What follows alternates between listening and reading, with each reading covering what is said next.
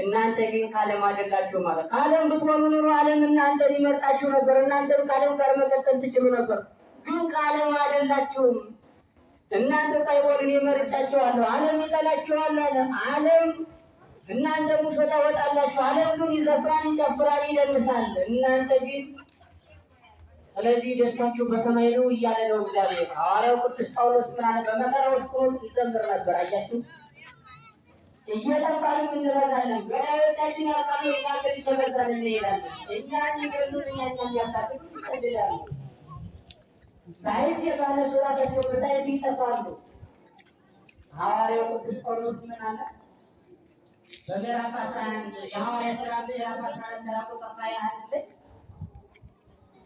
በብዙ መከራ ወደ እግዚአብሔር መንግሥት እንገባለን። በብዙ ጣጣ ወድቀን አለውን ባለቤት እግዚአብሔር በብዙ መከራ ነው ወጣው ወደ እግዚአብሔር መንግሥት እንገባ ይገባል። በደስታ እንገባለን ማለት አይደለም።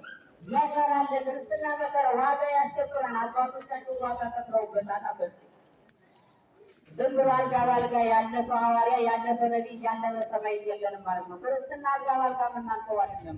አባቶቻችን በአደባባይ አንገታቸውን የሰጡበት ነው። አባቶቻችን ደማቸው የፈሰሱበት ነው።